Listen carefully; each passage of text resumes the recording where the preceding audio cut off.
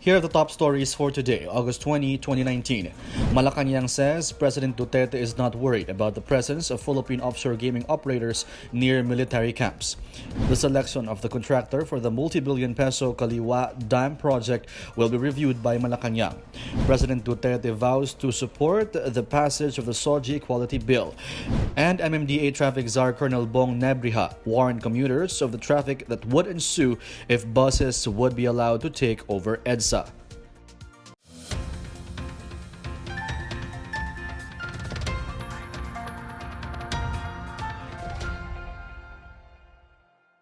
Good day, I'm William Theo. Welcome to the PNA Newsroom.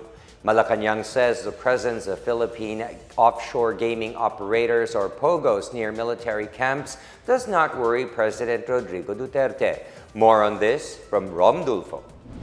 Presidential spokesperson Sal Panelo on Monday said President Duterte is not worried about the establishment of Chinese-manned Philippine offshore gaming operations near military camps because the country has complete intelligence gathering capability.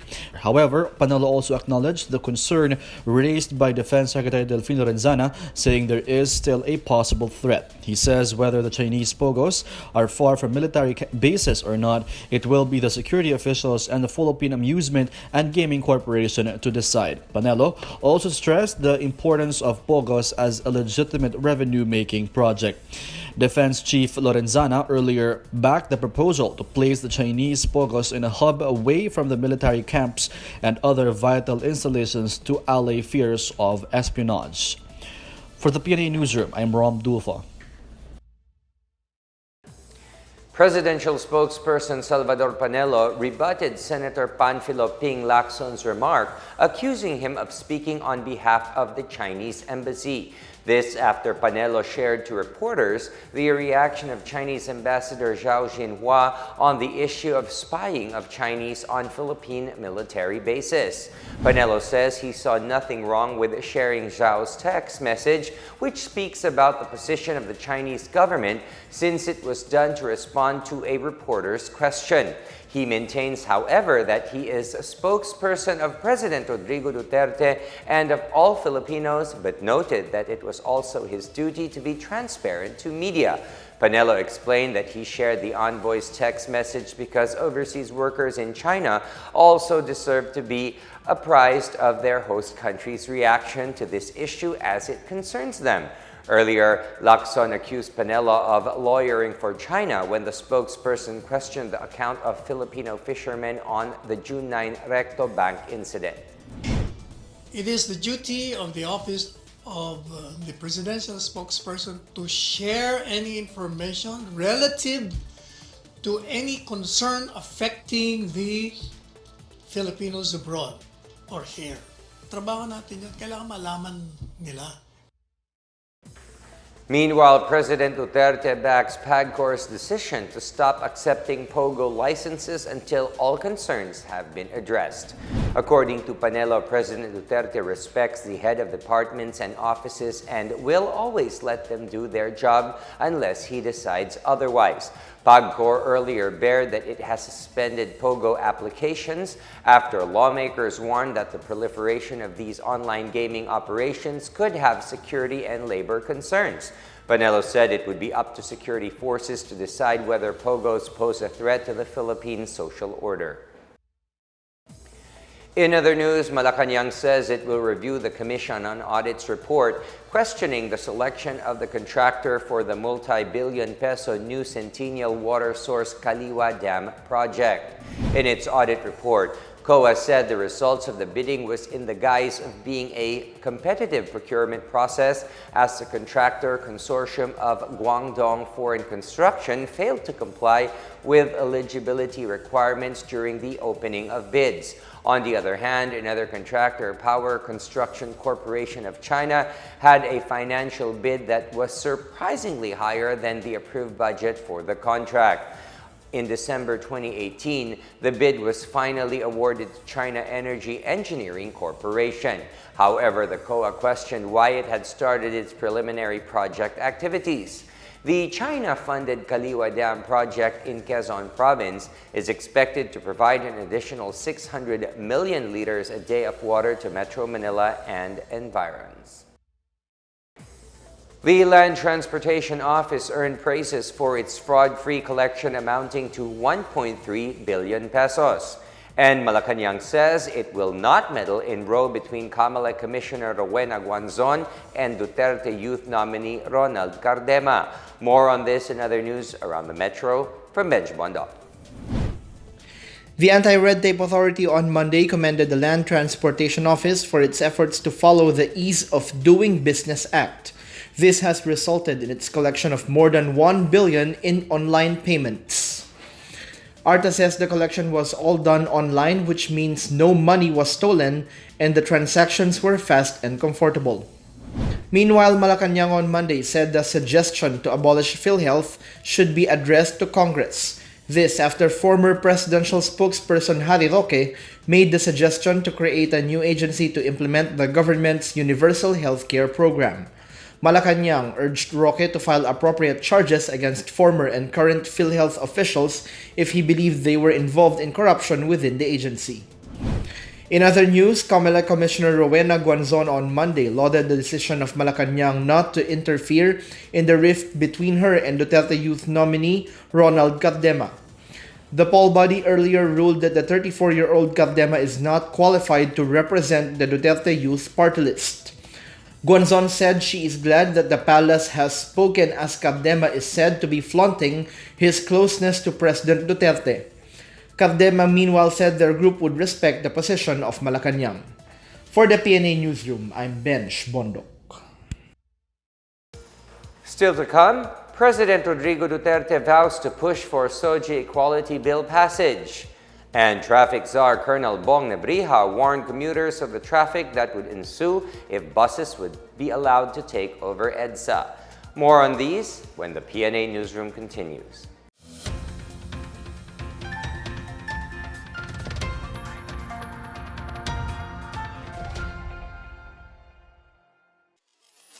Ito ang Duterte on Duty. Ulat sa ginagawa ng Presidente. August 5, Lunes, Malacanang. Pinanumpa ni Pangulong Rodrigo Roa Duterte ang mga bagong talagang opisyal mula sa iba't ibang ahensya ng gobyerno. Our people have long suffered from the scourge of corruption and red tape in the bureaucracy. As you assume respective offices, I expect you to help me in the task of regaining our people's trust in government by pursuing necessary bureaucratic reforms that will enable us to address the needs to those we serve.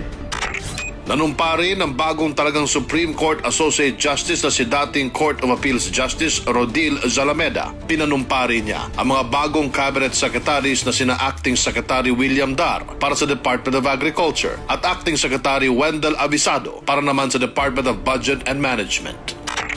Nakipag-meet and greet sa Pangulo ang Miss Philippines Earth 2019 Reigning Queens sa kanilang pagbisita sa Malacanang. Kinagabihan ay pinangunahan ng Pangulo ang 40th Cabinet Meeting sa Aguinaldo State Dining Room. August 6, Martes, Malacanang. Pinanumpa ni Pangulong Duterte ang mga bagong talagang opisyal ng League of Provinces of the Philippines, League of Cities of the Philippines at Liga ng mga Barangay. Pinanumpa rin niya ang mga newly elected officers ng Federation of Filipino-Chinese Chambers of Commerce and Industry at ginawara ng Order of La Candula ang presidente nito na si Dr. Henry Bonlyong. Nag-farewell call sa Pangulo si outgoing Denmark Ambassador Jan Top Christensen. Kinawaran siya ng Order of Sikatuna Rank of Datu. August 7, Miyerkules, Haro, Iloilo. Nakiramay ang Pangulo sa pamilya ng mga nasawi sa Iloilo Guimaras tragedy noong August 3, 2019. 3 bangka ang lumubog sa dagat na sakop ng Iloilo Guimaras Strait dulot ng masamang lagay ng panahon. August 8, Huwebes, Malacanang. Pinanumpa ni Pangulong Duterte ang mga na-promote na star rank officers ng Philippine National Police. To the newly promoted generals, I urge you to uphold the highest ethical standards in your profession. even as you strive to remain firm in controlling order and the rule of law, preventing and controlling, again, crimes and the order of our nation. August 9, Biyernes, Camp Crame. Panauhing pandangal ang Commander-in-Chief sa selebrasyon ng 118th Police Service Anniversary. They call upon you to keep your integrity intact as you uphold the highest ethical and professional standards in public service. Ako po si Secretary Martin Andanar at ito ang Duterte on Duty. Abangan sa susunod na linggo ang mga gagawin ng Pangulo.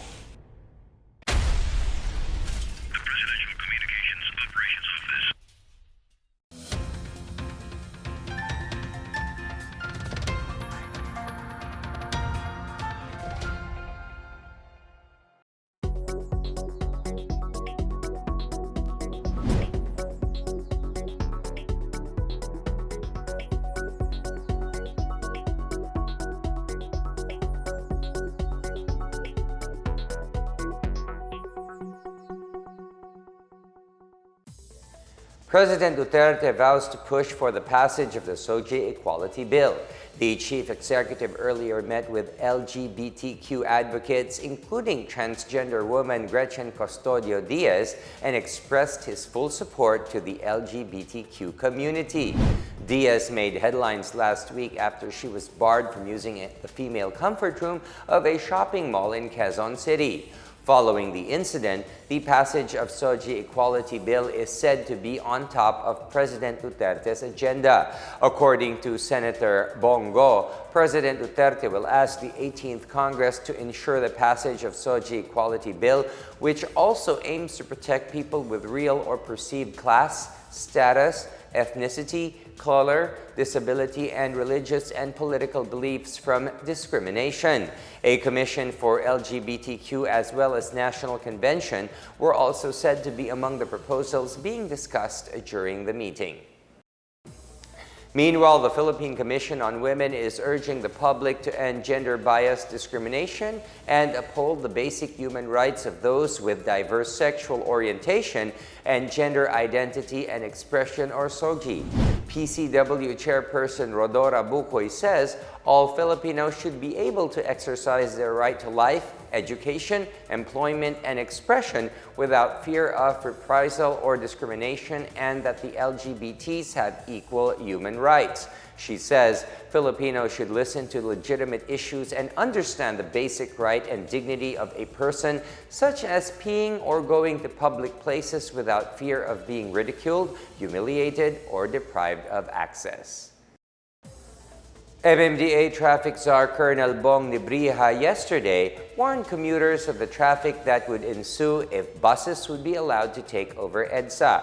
This after city bus drivers occupied 3 lanes near Scout Borromeo Street in Quezon City. Let's watch this. Eto, nandito naman po kami ngayon sa Scout Borromeo. Ayan po yung Scout Borromeo. Makikita nyo po, we keep the intersection open. Pero po talaga naman, no, kabila pa talaga ng mga pasaway itong mga bus drivers eh. Tingnan nyo po ang ginawa. Hindi lang po yan, ha. Eto, makikita nyo yan. Oh, yan, tuloy-tuloy na yan. Oh. Eto, isang lane na lang po ang private vehicles. Tapos sasamahan pa ng provincial. So ngayon, paano ang gagawin namin yan? Isisingitan naman namin sila doon. Pag umusad, paano kung di pa umuusad, oh? Puno po tayo hanggang Santolan. Hanggang Quezon Avenue na po yan. Sinundan ko yung sauna po. Ano yun? Sinundan ko pala. Yun nga, pero saan ba dapat kayo? Saan ba dapat kayo? Po sir, kasi po sir, sinundan ko kasi marami. Kaya nga, tingnan mo yung sumunod sa'yo. Ayan din ang sumunod sa'yo. Yan po ang sinasabi ko, isang bus lang ang bumalagbag. Isang bus lang ang bumalagbag. Ganyan po ang traffic natin. And as more commuters get stuck in traffic, Toyota Motor Philippines expects the sales volume of its Hi-Ace Grandia model to double. Toyota on Monday introduced its Hi-Ace Grandia model, and they are expecting to double its sales volume to 165,000 units this year. The launch of the all-new Super Grandia is said to boost the Hi-Ace, which has had a 54.6% total market share in the utility van segment as of July. Toyota completed the Hi-Ace lineup this August with the launch of 3 new variants: Elite, Leather, and Fabric. The joint military and police operatives overran a CPP-NPA lair in Negros Oriental. Meanwhile, 3 young ballerinas in Zamboanga del Norte bagged gold medals in the recent festival in Singapore. More on this and other news from the provinces from Janice Cabe. Troops of the Philippine Army and the Philippine National Police overran a lair of the CPP-NPA used for manufacturing and storage of explosives in Barangay Camindangan, Sipalay City in Negros Occidental on Sunday morning, following a clash at about 6:30 a.m. The firefight between the troops and 5 rebel guards lasted 10 minutes, after which the NPAs fled. Anti-personnel mines and components, firearms and ammunition, among others, were seized, while 3 suspected rebels were arrested. In Sarangani, the local health department has opted to remain alert against the deadly dengue fever, even though there is a decline in dengue cases in the recent weeks. The Provincial Health Office said the disease might have already reached its peak based on their experience in previous outbreaks. However, residents are still encouraged to continue with the dengue prevention measures, especially the regular cleanup activities in the community and household levels. In Zamboanga del Norte, 3 young ballerinas bring home 2 golds and a silver after they competed in Asia Pacific Arts Festival in Singapore on August 17 to 18. Snatching gold medals for classical ballet solo category are Reina May Venezuela, a senior high school student of Jose Rizal Memorial State University main campus, and Kay Lorraine Salcedo of Andres Bonifacio College in nearby Dipolog City, while Mary Diane Silva, also of AB College, wins the silver medal. The festival was participated in by Malaysia, Singapore, Vietnam, Indonesia, Thailand, and the Philippines. For the PNA Newsroom, I'm Janice Cave. Up next, the Civil Service Commission has been urged to set guidelines for state workers on receiving gifts. And Malacanang dares online news firm Vera Files to prove its report that President Duterte had been receiving gifts amounting to multi-million pesos. The PNA Newsroom returns after these reminders.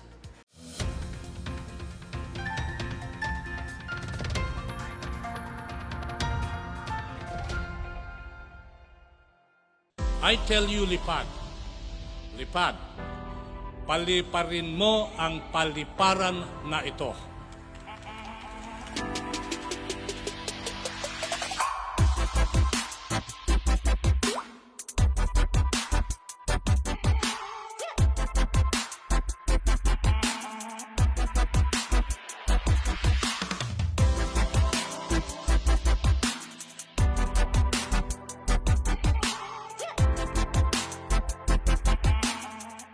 We just want to say, on behalf of SecArt and DOTR and DCDA, we just want to say thank you to all of you from the bottom of our hearts. Because really, without you, we will not be sitting underneath this majestic roof structure of 20 meters in height, the highest roof structure of a public facility in the Philippines.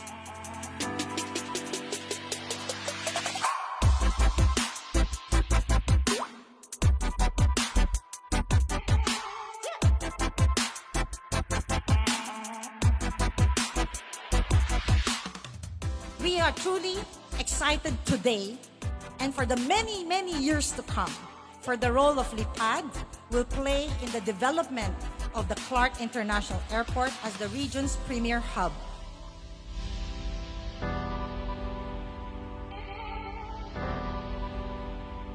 Make it go, make it grow, may it glow, so that it becomes the envy not only of airports within this country, but more importantly, all over the world.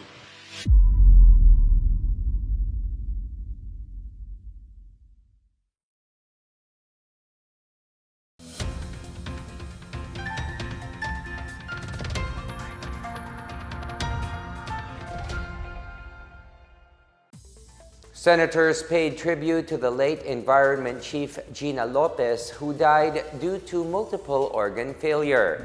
Lopez, who is longtime chairperson of ABS-CBN Foundation Incorporated, passed away at the age of 65. Senator Bongo, who had the honor of working with Lopez in the cabinet, said he deeply mourned with great sadness the passing of the former Environment Secretary.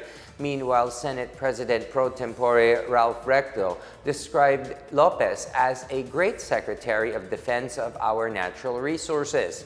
Other senators who expressed their condolences include Senate Majority Leader Juan Miguel Zubiri, Senator Manny Pacquiao, Senator Sonny Angara, and Senator Francis Pangilinan. Meanwhile, PCOO Secretary Martin Andanar also expressed his condolences, saying the former Environment Secretary's strong anti-illegal mining stance was contagious. Andanar said Lopez was one of the original members of the Duterte cabinet that he had the privilege of working closely with, especially during the height of her anti-illegal mining campaign.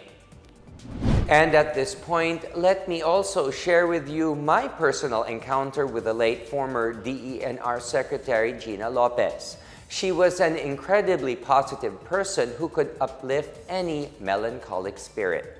Let's watch this. I believe I can fly. Woo! I believe I can touch the sky. Yeah! I think about it every night and day. Yeah! Spread my wings and fly away. The word. If I can see it, then I can do it. Yeah. If I believe it, woo! There's nothing to it. Yeah, I believe I can fly. Okay. Yes. Thank you. But that is. In other news, the Civil Service Commission has been urged to set guidelines on gifts which may be received by state workers. DOJ Secretary Menardo Guevara on Monday said the CSC may define under its implementing rules what gifts may or may not be acceptable. Under Republic Act 6713, public officials and employees shall not solicit or accept directly or indirectly any gift, gratuity, favor, entertainment, loan, or anything of monetary value from any person in the course of their official duties or in connection with any operation being regulated by or any transaction which may be affected by the functions of their office. Meanwhile, Republic Act 3019 states that unsolicited gifts or presents of small or insignificant value offered or given as a mere ordinary token of gratitude or friendship according to local customs or usage is an exception to the rule. On the other hand, Presidential Decree number 46, signed by the late President Ferdinand Marcos in November 1972, imposes imprisonment of not less than 1 year nor more than 5 years, as well as perpetual disqualification from public office to any public officials and employees who will receive gifts on any occasion, including Christmas. This also applies to private persons who will give gifts to them. And in line with transparency and corruption-free governance, Malacanang dares online news firm Vera Files to prove its report that President Duterte has been receiving gifts amounting to multi-million pesos. Presidential spokesman Sal Panelo made the challenge after journalist Ellen Tordesillas claimed in a Vera Files story published on Sunday that 7 deposits totaling to 193 million pesos were credited to the joint account of then Davao City Mayor Duterte and his daughter Sara in BPI Julia Vargas branch in Ortigas Center on March 28, 2014. Tordesillas claimed that the Vera Files obtained the bank records from the Senate records submitted by former Senator Antonio Trillanes IV. Panelo assured that whenever the president would receive monetary gifts, he would always direct it to be transferred to the office of the president. Is that true? Oh, does she have any evidence to that effect? Ang dami nang nagsabi na si Presidente, ang dami. Di ba, ilang daang milyon meron siya, pero hindi naman totoo. Sabi nga, one who alleges must prove. If you cannot prove, huwag ka na lang magsalita kasi naninira ka lang. In an effort to end tuberculosis in the country, the Department of Health vows to find and treat 2.5 million tuberculosis patients by 2022. Health Secretary Francisco Duque III and representatives of the World Health Organization, the United States Agency for International Development, and other partner agencies renew their commitment to treat 2.5 million tuberculosis patients nationwide by 2022. According to the World Health Organization, there were approximately 581,000 Filipinos diagnosed with active TB, and 27,000 Filipinos have died of the disease in 2017. During the signing of the pledge, the WHO and the USAID assured the public that they would continue to provide strategic packages of technical assistance, supplies, and human resources to fast-track TB programming in the country. In our foreign news, heavy rains on Sunday lashed northern Indian states, leaving at least 28 people dead. According to figures released by Himachal Pradesh State, as many as 22 people were killed and 12 others sustained injuries in rain-related incidents. Officials said the teams of the National Disaster Response Force have been dispatched to the affected districts of the state. Meanwhile, a flood alert was issued for the capital, New Delhi, as the water level of the Yamuna River has reached very close to the danger mark. Meanwhile, a low-pressure area is expected to enter the Philippine Area of Responsibility, or PAR. This LPA is expected to develop into tropical depression within 48 hours and will be named Ineng. The trough of the LPA will bring scattered rains and thunderstorms over Bicol region, eastern Visayas, Dinagat Islands, Surigao del Norte, and Surigao del Sur. The Ilocos provinces and Batanes will also be cloudy skies and scattered rain showers and thunderstorms due to the habagat, while the rest of the country will be partly cloudy to cloudy with isolated rain showers or thunderstorms mostly in the afternoon or in the evening.